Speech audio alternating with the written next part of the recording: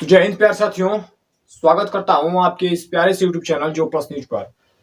तो देखिए, कक्षा इंटरमीडिएट की क्लास 12th की रसायन विज्ञान के सब देखिए महत्वपूर्ण टॉपिक को बस कवर करते हैं। ठीक है, तो देखिए उसमें से एक रसायन विज्ञान का एक महत्वपूर्ण टॉपिक मुझे मिला।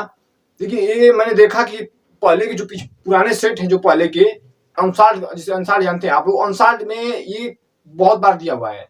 तो सोचे कि एक बार इसको भी करा देते हैं। ठीक है, तो देखिए बिना देर की वीडियो को स्टार्ट करते हैं। देखिए सबसे पहली बात की, देखिए अगर आपने पढ़ाई अभी तक शुरू नहीं की है ना, अगर आपने अभी तक भी पढ़ाई शुरू नहीं की है तो देखिए कुछ भी करिए, कहीं से भी पढ़िए, लेकिन पढ़ाई स्टार्ट कर दीजिए। देखिए अभी भी कुछ नहीं बिगड़ा है। ठीक है, अभी भी कुछ नहीं बिगड़ा है। आप पढ़ाई नहीं स्टार्ट किए तो स्टार्ट कर दीजिए, क्योंकि कुछ भी दिक्कत नहीं होगा। आप स्टार्ट अभी भी कर सकते हैं, आपके पास पर्याप्त समय है। देखिए समस्याएं सबकी जिंदगी में आती है। समस्याएं हो सकती है कुछ आपकी इंटरनल समस्या हो, कुछ फैमिली से कुछ प्रॉब्लम, मतलब हो सकती है आपकी समस्याएं। देखिए समस्याएं से आप भागिए मत। ठीक है, समस्याओं से कभी भागिए मत। देखिए समस्याओं का जिंदगी में आना ना पार्ट ऑफ लाइफ होता है। हमेशा इस बात को याद रखिएगा कि समस्याओं का जिंदगी में आना पार्ट ऑफ लाइफ होता है। जबकि आप उस समस्याओं से बाहर अगर निकल जाते हैं तो आपकी आपकी जिंदगी का आर्ट ऑफ लाइफ कहलाता है।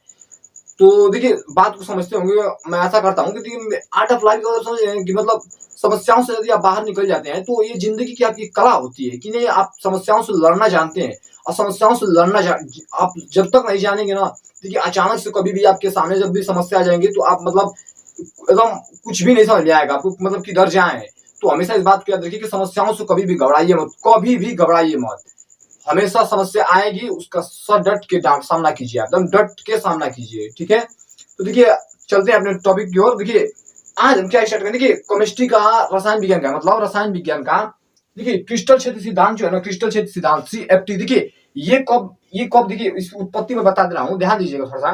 देखिए क्रिस्टल क्षेत्र सिद्धांत जो होता है ना, देखिए ये बीबीटी जो होती है, जो बीबीटी के आधार पर बनाई गई थी। जो आप जानते हैं बैलेंस बॉन्ड थ्योरी जो जानते हैं, देखिए बैलेंस बॉन्ड थ्योरी जो जानते हैं आप ना, बीबीटी जो जानते हैं, संयोजकता आबंध सिद्धांत। आप जानते हैं संयोजकता आबंध सिद्धांत, पढ़े होंगे, नहीं पढ़ेंगे तो पढ़ लीजिएगा, वो भी इंपॉर्टेंट है। अगर मैं देखूंगा टाइम मिलेगा तो वो भी करा दूंगा। ठीक है, देखिए जो बीबीटी में बता रहा हूँ, बीबीटी में ना सिर्फ यही बताया गया था कि उसकी जो सीमाएं होती हैं, जो उसकी लिमिटेशन होती है, कुछ बाउंडेशन जो होती हैं, उसमें क्या हुआ था कि देखिए सीमाएं में उसमें लिखा होगा, कहीं भी पढ़ेंगे जरूरत, उसमें ध्यान दीजिएगा थोड़ा। उसमें देखिए लिखा होगा ना कि ये चुंबकीय गुणों की व्याख्या नहीं करता है। जो बीबीटी होती है चुंबकीय गुणों की व्याख्या नहीं करती है। लेकिन देखिए ये जो है ना क्रिस्टल क्षेत्र सिद्धांत, उसी का जस्ट विपरीत होता है। क्रिस्टल क्षेत्र सिद्धांत कहता है ना मेरे भाई, जो क्रिस्टल क्षेत्र सिद्धांत है ना मेरे भाई, देखिए ये कहता है ना कि बीबीटी जो कहते हैं कि चुंबकीय गुणों की व्याख्या नहीं करेगा, लेकिन ये कहता है कि मैं चुंबकीय गुणों की व्याख्या करूंगा। आगे बढ़ते हैं। देखिए चुंबकीय गुणों की व्याख्या भी करता है। देखिए असली बात चुंबकीय गुणों पर ही होती है। असली मतलब देखिए डी, आप जानते हैं कि डी कक्षक के जो एलिमेंट होते हैं, जितने सारे डी कक्षक के तत्व होते हैं, वो सारे के सारे उपसंयोजक यौगिक मतलब संकुल भावों का निर्माण में बहुत योगदान देते हैं। तो जितने भी डी कक्षक की इसमें यौगिक, डी कक्षक के जितने भी तत्व आते हैं, उपसंयोजक यौगिक में एकदम हमेशा आपको मौजूद मिलेंगे। तो ध्यान दीजिएगा थोड़ा सा। देखिए मैंने लिखा है पहले से, देखिए क्रिस्टल क्षेत्र सिद्धांत CFT। देखिए इसका ना फुल फॉर्म थोड़ा समझ लीजिए, क्रिस्टल फील्ड थ्योरी होता है, क्रिस्टल फील्ड थ्योरी। ठीक है, क्रिस्टल फील्ड, कोई भी पूछे CFT का फुल फॉर्म तो आप बता दीजिएगा, क्रिस्टल फील्ड थ्योरी होता है। देखिए आगे बढ़ते हैं। देखिए दिया ना इस सिद्धांत के अनुसार, अकॉर्डिंग टू द प्रिंसिपल, इस सिद्धांत के अनुसार क्या कहता है। देखिए यह सिद्धांत उपसंयोजक यौगिकों में धातु और लिगेंड के बीच उसकी बंध की प्रकृति को बताता है। मैंने क्या क्या फिर से बात को समझिए, फिर से ध्यान दीजिएगा थोड़ा सा, ध्यान दीजिए। देखिए मैंने कहा ना कि इस सिद्धांत के अनुसार, देखिए इस सिद्धांत के अनुसार, देखिए यौगिकों में धातु और लिगेंड, धातु मेटल और लिगेंड के बीच बंध की प्रकृति को बताता है, न कि धातु और लिगेंड की प्रकृति को। कि धातु किस चीज का बना है, कैसा है, वो उसकी प्रकृति नहीं बताएगा। उनके जो बीच में जो बंध होता है, बंध का मतलब समझ रहे हैं। देखिए आप जानते होंगे, जैसे आप पढ़े होंगे K4Fe6, देखिए K4Fe6, ठीक है, देखिए K4Fe6, ध्यान दीजिए थोड़ा सा। देखिए ये क्या है ना, देखिए इसके और इसके ये लिगेंड है। ठीक है, जब भी बड़े कोष्टक के अंदर, जब भी बड़े कोष्टक के अंदर छोटे कोष्टक में आपको देखने को मिलेगा, वो समझ जाइएगा कि लिगेंड है। ठीक है, ये लिगेंड है, जबकि केंद्रीय धातु परमाणु है, मतलब धातु ये है और लिगेंड ये है। ठीक है, तो धातु और इनके बीच जो बंध बनता है ना, उसकी प्रकृति को बताता है ये CFT, क्रिस्टल फील्ड थ्योरी यही बताता है। देखिए कहने का मतलब ये है कि देखिए Fe जो है, अगर इसको देखिए हम मान लीजिए CN6 है, तो देखिए CN ऐसे मतलब 6 बंधों से ये घिरा होगा, ठीक है, 6 बंधों से घिरा होगा, 3 इधर, ठीक है। तो देखिए इधर जो आप देख रहे हैं ये उप संयोजक बंधों से घिरा होता है। उप संयोजक बंधों को आप जानते हैं कि एक तीर द्वारा व्यक्त किया जाता है। अगर आप क्लास 11th में नहीं पढ़े होंगे तो थोड़ी सी मतलब कुछ दिक्कत नहीं है, ज्यादा इसमें कुछ रॉकेट साइंस नहीं है। देखिए Fe जो है ना, CN6 मतलब 6 बंधों से, तो इसकी जो 6 बंधों से जो घिरा हुआ है, तो इसकी जो बंध देख रहे हैं ना आप, ये उप संयोजक बंध जो है आपका, ये उप संयोजक बंध जो आप देख रहे हैं ना, ये उप संयोजक बंध, यही उप संयोजक बंध की प्रकृति को बताता है और कुछ नहीं है, ठीक है। आगे बढ़ते हैं, ध्यान दीजिएगा थोड़ा सा, उप संयोजक बंध को प्रकृति को बताता है। देखिए आगे बढ़ते हैं, इसको इरेज कर दे रहा हूं। देखिए अब क्या है ना कि देखिए दूसरा क्या कर रहा है कि उप संयोजक यौगिकों के चुंबकीय गुणों, देखिए उप संयोजक यौगिकों के चुंबकीय गुण, उसका रंग और उसके स्थायित्व की भी व्याख्या करता है। मतलब उसके स्थायित्व के बारे में भी यह बताता है, सेफ्टी उसके बारे में बताता है, जबकि बेटी नहीं बताता। इतनी बात याद रखिएगा। देखिए चुंबकीय, अभी बताऊंगा कैसे, मतलब सब समझ जाएंगे। पेपर में जब भी आए ना तो 3 पॉइंट यही बनाइएगा, और इस देखिए ये जब भी आए मैक्सिमम मार्क में आता है, अधिकांश ये मैक्सिमम मार्क में ही दिया है, मैंने आंसर में देखा है 4 मार्क्स में ही दिया है, ध्यान दीजिएगा थोड़ा सा। देखिए तीसरा जो है ना, देखिए तीसरा क्या है, देखिए डी कक्षक। डी कक्षक में आप जानते हैं डी कक्षक में 5 डिब्बे बनाए जाते हैं, 5 खाने। ये जानते हैं क्यों बनाए जाते हैं, उसके पीछे रीजन मैं अभी नहीं बता सकता, ध्यान दीजिएगा। डी कक्षक में 5 बनाए जाते हैं डिब्बे, ठीक है। तो देखिए क्या होता है कि ये ना, ये वाला देखिए इंपॉर्टेंट है, ये जो थर्ड पॉइंट बताऊंगा उसको ध्यान दीजिएगा बस थोड़ा सा। ये तो नेक्स्ट का हेडिंग है, देखिए आगे इसमें ध्यान दीजिएगा। देखिए DXY, देखिए एक का नाम दिया जाएगा DXY, ठीक है। एक कक्षक जो, एक मतलब इस डी कक्षक में जो 5 डिब्बे बनाए गए उसमें एक का नाम यह DXY, याद रखिएगा DXY। दूसरे का नाम दिया गया DYZ, देखिए दूसरे का नाम दिएगा DYZ, तीसरे का नाम दिएगा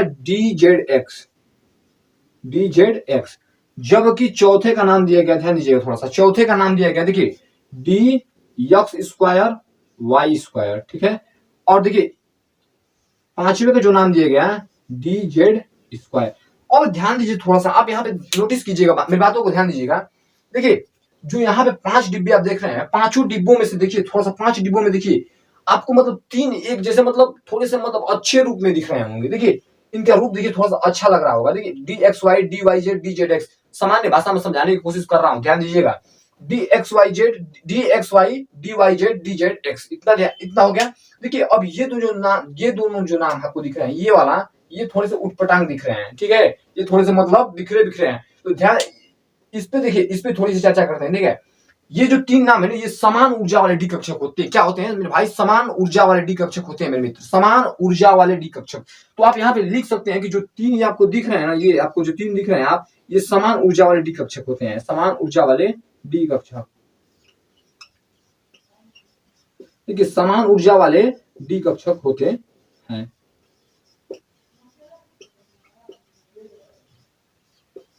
ठीक है। देखिए ये समान ऊर्जा वाले डी कक्षक होते हैं, जबकि देखिए ये क्या होता है, ये असमान ऊर्जा। जब ये समान होंगे तो ये असमान, जाहिर सी बात है कि जब समान ऊर्जा वाले डी कक्षक होते हैं, ये अलग अलग हैं इससे, ये समान है तो असमान ऊर्जा वाले डी कक्षक, ठीक है। ये असमान ऊर्जा वाले डी कक्षक होते हैं, ये पीछे के 2 खाने, ठीक है। तो देखिए इनका नाम रखा गया, इनका नामकरण कैसे किया गया, देखिए इनका नामकरण देखिए कैसे किया गया, ध्यान दीजिएगा थोड़ा सा। देखिए समान ऊर्जा वाले डी कक्षकों को, समान ऊर्जा वाले डी कक्षकों का नाम, देखिए समान ऊर्जा वाले डी कक्षकों का नाम T2G नाम रखा गया। क्या? T2G। मैं कहना क्या चाहता हूं उसको समझिए थोड़ा सा। T2G, देखिए T2G समान ऊर्जा वाले डी कक्षकों, मतलब ये जो 3 आप देख रहे हैं ना, इनका नाम रखा गया T2G नाम रखा गया, ध्यान दीजिएगा। तो मैं इसको क्या करूं, देखिए इसको देखिए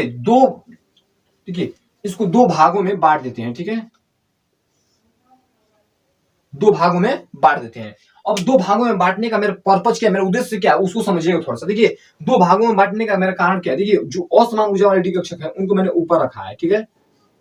असमान ऊर्जा वाले डी कक्षक मतलब यही 2 खाने हैं पीछे वाले, ये खाने और ये खाने, ये असमान ऊर्जा वाले डी कक्षक है, तो इनको मैंने ऊपर रखा। तो इनका नाम दिएगा ईजी, जो ई और जी, ईजी मतलब वो वाला ईजी नहीं, कपड़ा धोने वाला ईजी नहीं, मतलब स्वेटर धोने वाला नहीं, मतलब ईजी का मतलब ये वाला ईजी, ठीक है।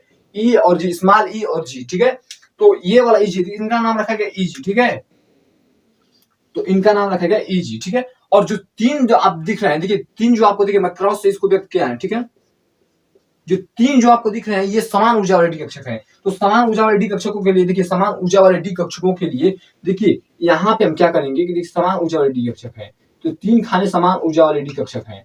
तो देखिए तीन समान ऊर्जा वाले डी कक्षक हो गए, इनका नाम रखेंगे T2G, नाम रखेंगे T2G नहीं T2G, ठीक है। T2G नाम रखा गया। देखिए आगे बढ़ते हैं और ध्यान दीजिएगा थोड़ा सा, यहाँ यहीं पे समझने की बात है। देखिए इतना हो गया ना, अब कुछ करना नहीं है। देखिए इनके बीच में देखिए क्रिस्टल क्षेत्र सिद्धांत यही कहता है ना कि दो असमान ऊर्जा वाले डी कक्षक, देखिए ये असमान ऊर्जा वाले डी कक्षक और ये समान ऊर्जा वाले डी कक्षक, देखिए समान ऊर्जा वाले डी कक्षक को मैंने नीचे रखा, असमान को ऊपर रखा है। तो ये वाला जो ऊपर वाला देख रहे हैं असमान ऊर्जा वाला डी कक्षक, नीचे वाला समान ऊर्जा वाला डी कक्षक, इन दोनों ऊर्जाओं के बीच के क्षेत्र को जो विपाटन होता है, विपाटन मतलब उनका भागों में बांटना, उनके बीचों की मतलब ऊर्जाओं का विपाटन जो होता है उसके बारे में सीएफटी व्याख्या करेगा, ठीक है। तो देखिए इनके दो बीच का जो विपाटन होता है, इनके बीच का जो विपाटन होता है मेरे भाई, विपाटन का मतलब बांटना, देसी भाषा में समझिए बांटना होता है। देखिए विपाटन देखिए होता है क्रिस्टल क्षेत्र ऊर्जा, इसके बीच का जो क्रिस्टल क्षेत्र ऊर्जा होता है ना मेरे भाई, देखिए इसके बीच का जो क्रिस्टल क्षेत्र ऊर्जा होता है, देखिए पहली बात बता दे रहा हूं आपको कि देखिए अष्टफल की, देखिए जब भी लिगेंडो की संख्या 6 हो, जैसे मान लीजिए कि हमने एक एग्जांपल लिखा था K4FeCN6, Fe मतलब फेरस, CN मतलब साइनाइड, साइनो, ठीक है। तो जो देखिए CN जो था, लिगेंड जो 6 है, लिगेंडो की संख्या अगर 6 हो तो उसकी जो आकृति बनती है वो अष्टफलकीय बनती है, ऑक्टाहाइड्रल बनती है, सॉरी ऑक्टाहाइड्रल बनती है, ठीक है, अष्टफलकीय बनती है। तो जो 6 लिगेंड होते हैं, उनकी जो 6 लिगेंडों वाले डी कक्षक की जो 6 लिगेंडों के जो अगर डी कक्षक से जुड़ा होगा उसकी बंध, तो वो जानते हैं वो बनाएगा पूरी जो आकृति वो अष्टफलकीय बनाता है। तो ये देखिए जो ये देखिए देख रहे हैं अपना, ये अष्टफलकीय के लिए बता रहा हूं, अभी फिलहाल अष्टफलकीय के लिए बता रहा हूं। देखिए इसमें जो क्रिस्टल क्षेत्र में मैंने विपाटन लिखा है, संकुलन क्रिस्टल क्षेत्र विपाटन, इसमें दो प्रकार के विपाटन होते हैं। देखिए पहला विपाटन होता है ना चतुष्फलकीय, मतलब देखिए यदि लिगेंडों की संख्या 4 हो तो आकृति चतुष्फलकीय बनती है। लिख लीजिएगा इस बात को, मैं लिख लीजिएगा, मैं लिखूंगा नहीं, मैं मुंह से बोल रहा हूं, उसको लिखिएगा, अभी नोट कीजिए कि यदि लिगेंडों की संख्या 4 हो तो उसे उसकी आकृति चतुष्फलकीय बनती है, उस यौगिक की आकृति चतुष्फलकीय बनती है, लिख के रख लीजिए। और यदि 6 लिगेंड है तो उसकी आकृति अष्टफलकीय बनती है, लिख के रखिए, भूलना नहीं, एमसीक्यू बन सकता है यहाँ से। देखिए इसका 2 होगा, तो जो 4 लिगेंड होगा अभी मैं बताया हूँ चतुष्फलकीय बनता है, कितना चतुष्फलकीय बनता है, ठीक है। और जो दूसरा अष्टफलकीय बनता है, ठीक है, एक बनेगा अष्टफलकीय, शॉर्ट में लिखा हूँ चतु लिख के, और मतलब शॉर्ट में उसको दिखाया हूँ। तो दो प्रकार के इसमें विपाटन आपको देखने को मिलेंगे, ठीक है। तो पहला विपाटन मैं अष्टफलकीय से स्टार्ट कर रहा हूँ, ठीक है, अष्टफलकीय से स्टार्ट कर रहा हूँ, ध्यान दीजिएगा।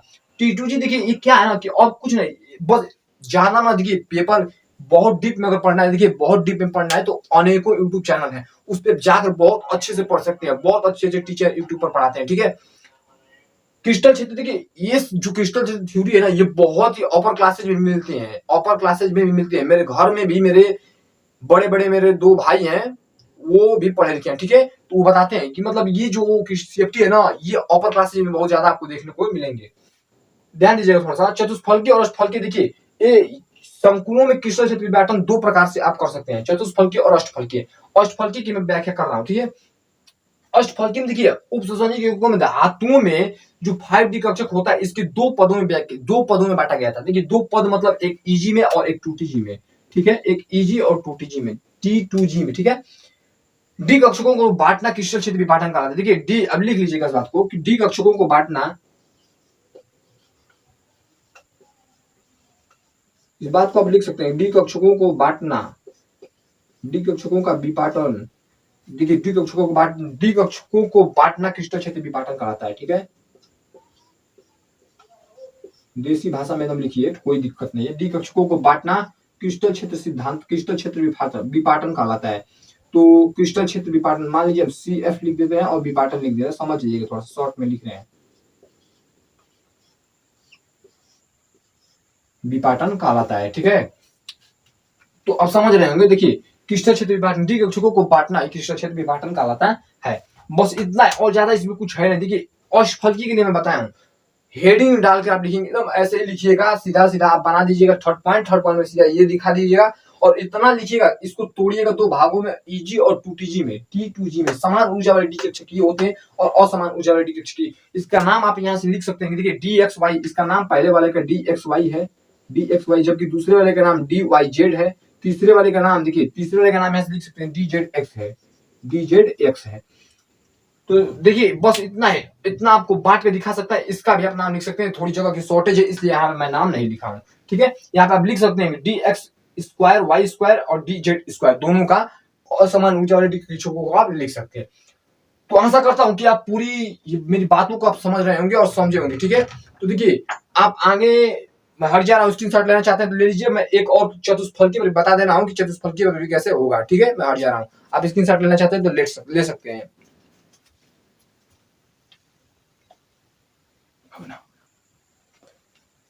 तो स्क्रीनशॉट ले लिए होंगे। देखिए आगे बढ़ते हैं, थोड़ा सा बिना देर की वीडियो को स्टार्ट कर देखिए।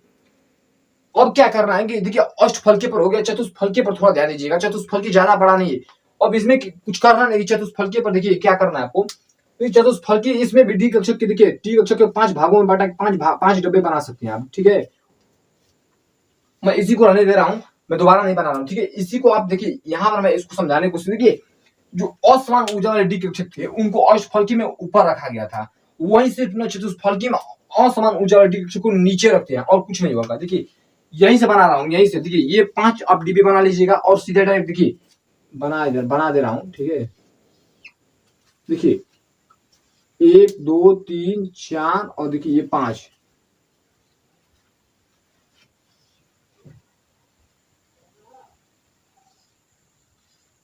मैनेज कर लीजिएगा थोड़ा सा। देखिए ये 5 डिब्बे बना सकते हैं आप, ठीक है। और 5 डिब्बों में देखिए आप इसको भी 2 भागों में आप बांट दीजिएगा, ठीक है।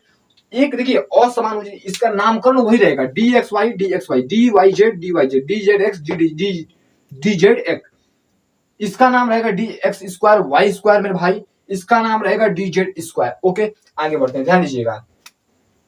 देखिए ईजी जो है ना, इसको देखिए ईजी इसमें ऊपर था, देखिए असमान ऊर्जा वाले डी कक्षों को मैंने ऊपर रखा था, जबकि इसमें चतुष्फलकी वाले, चतुष्फलकी देखिए इसका पूरा नाम बता रहा हूँ कि कैसे आपको अगर पेपर में दे तो उसको भी आप कर दीजिए। चतुष्फलकीय संकुलों में क्रिस्टल क्षेत्र का विपाटन, संकुलों में देखिए चतुष्फलकीय संकुलों की बात कर रहा हूँ, ठीक है। चतुष्फलकीय संकुलों में क्रिस्टल क्षेत्र विपाटन, ठीक है। तो इसको देखिए आप ऐसे आप बना लीजिएगा। और देखिए नीचे वाले में ना, जो नीचे वाला पोर्शन आप देख रहे हैं, इसको बनाइएगा आप असमान ऊर्जा वाले डी कक्षक, मतलब 2 खाने आप नीचे बनाइएगा, ठीक है। ऊपर वाले में 3 खाने, मतलब ये समान ऊर्जा वाले डी कक्षक हो गए, समान ऊर्जा वाले डी कक्षक। देखिए समान ऊर्जा वाले डी कक्षक हो गए, ठीक है। इसका नाम हम जानते हैं, असमान ऊर्जा वाले डी कक्षक का नाम जानते हैं EG, जबकि इसका नाम होता है T2G, ठीक है। देखिए अब क्या है कि देखिए इसमें कुछ नहीं, इसका नाम आप जानते हैं, एक DXY इसका नाम है, इसका DYZ नाम है, इसका DZX नाम है, इसका DX² Y² नाम है, जबकि इसका नाम DZ² है, ठीक है। T2G और EG 2 आप भागों में इसको बांट लेंगे। और देखिए इनके जो बीच का, देखिए इनके बीच का जो कुल ऊर्जा, देखिए इनके बीच, देखिए तीर मत भूलिएगा, तीर ही आपका विपाटन का निर्धारण करता है कि आप असमान ऊर्जा वाले डी कक्षकों को कहां बांट रहे हैं और असमान ऊर्जा वाले डी कक्षकों को कहां बांट रहे हैं। ये कुल ऊर्जा व्यक्त करते हैं। अगर कुल ऊर्जा की मैं बात करता हूँ, अगर कुल ऊर्जा की बात करूं तो देखिए 10 DQ होता है, ये जरूरी नहीं है, ये इंपॉर्टेंट नहीं है। 10 कुल ऊर्जा की अगर बात करूं तो 10 DQ होता है, ठीक है। तो बस इतना ही, और कुछ ज्यादा नहीं है। क्रिस्टल क्षेत्र सिद्धांत की सीमाएं भी अगर आ जाए लिखने के लिए तो मैं मुंह से बता दे रहा हूँ, उसको लिख लीजिए। देखिए आप यहीं से बना सकते हैं, उसी का जस्ट रिपीट कीजिएगा बीबीटी का। देखिए बीबीटी में देखिए इसमें चुंबकीय गुणों के स्थायित्व के बारे में बताता है, तो आप इसी को देखिए हेर फेर करके सीमाएं अपने से खुद से बना लेंगे। देखिए सीमाएं अगर कुछ भी दिमाग में ना आइडिया चले तो सीधा ऐसे ही बनाइएगा कि सीएफटी की सीमाएं चुंबकीय गुणों के अस्थायित्व के बारे में ही सिर्फ व्याख्या कर पाती है, बस इतना बना दीजिएगा, उसकी सीमा बन जाए। इसमें लिखा गया कि बारे में बताता है, सब लिख दीजिए सिर्फ इसी के बारे में ही बता पाती है, बस इतना लिख दीजिएगा। नए दिमाग में आया आइडिया उसी तरह लगाया जाता है, ठीक है। देखिए लिगेंड्स की विपाटन की कोई व्याख्या नहीं करता, ये लिगेंड्स की विपाटन, देखिए यहाँ पे ध्यान दीजिएगा थोड़ा सा, लिगेंड की विपाटन नहीं हो रहा है, यहाँ पे डी कक्षकों का विपाटन हो रहा है, ठीक है। डी कक्षकों का विपाटन हो रहा है कि सीएन आप जानते हैं कि डी कक्षक का नहीं है। यहाँ पे लिगेंड, देखिए लिगेंडों के विपाटन की कोई व्याख्या नहीं करता है। ध्यान दीजिएगा मैं क्या कर रहा हूँ, डी कक्षकों की विपाटन की व्याख्या कर रहा है, लिगेंडो की नहीं। इतनी बात क्लियर है ना। देखिए बस यही है, ज्यादा कुछ है नहीं, 2-3 अपने से बना के लिख सकते हैं, मतलब पाई बॉन्ड की निर्माण की व्याख्या नहीं करता है, ठीक है। बस इतना, और कुछ नहीं है बस। तो आशा करता हूं कि आपको वीडियो बहुत ही काफी अच्छा लगा होगा। अगर आप चैनल पे नए हैं, अगर आप इस चैनल पर अगर नए हैं तो प्लीज एक सब्सक्राइब कीजिए। देखिए एक सब्सक्राइब और एक लाइक आपको हमें अंदर से मोटिवेट बहुत ज्यादा करते हैं। आप नहीं इसके बारे में समझ सकते, मैं जानता हूं उसके बारे में। ठीक है, तो ठीक है, मिलते हैं फिर किसी नेक्स्ट वीडियो में और नए मजेदार टॉपिक के साथ। जय हिंद, तब तक के लिए धन्यवाद।